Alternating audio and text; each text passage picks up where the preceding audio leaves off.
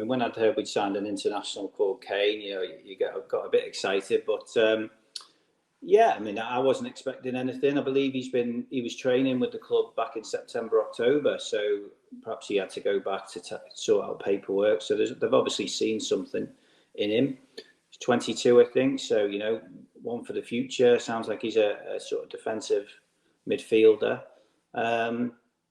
So yeah, it's pleasing. I mean, I'm sure it's a bit of a culture shock for him coming from Dakar to the Wirral, especially with the temperatures dropping over the next couple of days. So yeah, a bit of a surprise considering we had a quiet January that we brought someone in February. So yeah, it'd be interesting. I know he was on the bench last night in the Senior Cup game.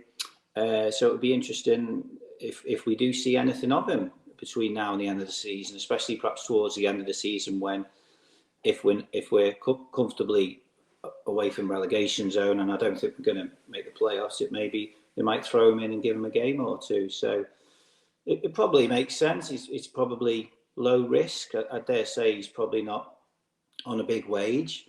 So, I think that the way the deal's been structured, what is it? I think 6 months and then the option of another year. So if after 6 months, he's not settled, because, I'm sure it's a big deal for him. So if he's not settled, he can go back, or if we don't like what we've seen, then, we can let him go. So it's probably a risk-free deal.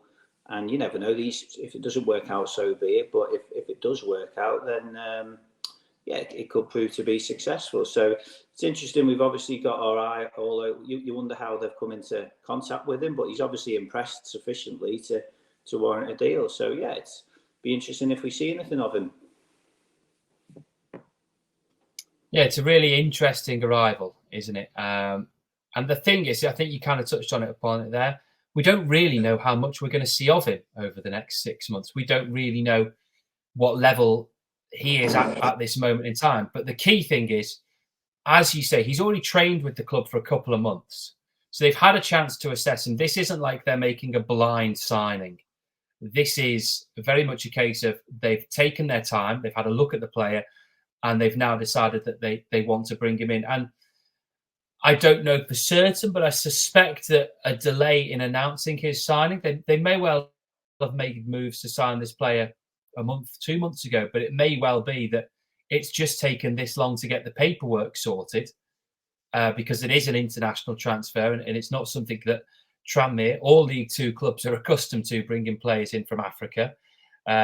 So it may well be that they've been trying to get this deal done for a while, and it's just that now it's certainly the case that things have fallen into place. But I do think it's important that he is someone who they've been having a proper look at, and they've assessed, and they know what they're getting. Yeah, they've obviously had a good look at him in September, October. Type of player he is, the age he is, the potential, and as you say, I suspect perhaps over Christmas time, paperwork probably takes a while to be sorted, and he probably perhaps had to go back, speak to his family about whether he wants to make this big move. You wonder also whether if we'd had any January transfer activity, whether that might have impacted if we had a bit of spare money knocking about. And obviously we didn't bring anyone in, so apart from extending Abda's loan. So yeah, I mean, we'll see how it works out. I mean, it will be interesting. I'm just thinking about one eye on next season. You wonder whether, if Nigel's already planning for next season, and I'm sure he will be, because I suspect in his heart of hearts he knows we're going to be in League Two next season. And you look at your Reece Hugheses, people like that who are miles from the first team, it would seem, and not in Nigel's plans.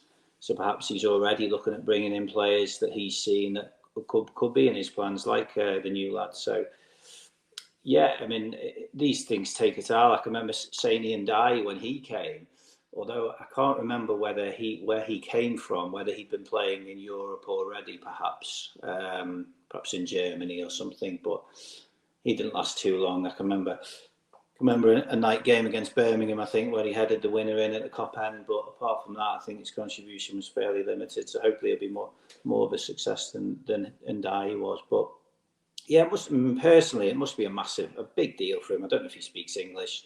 Big deal for him coming over here.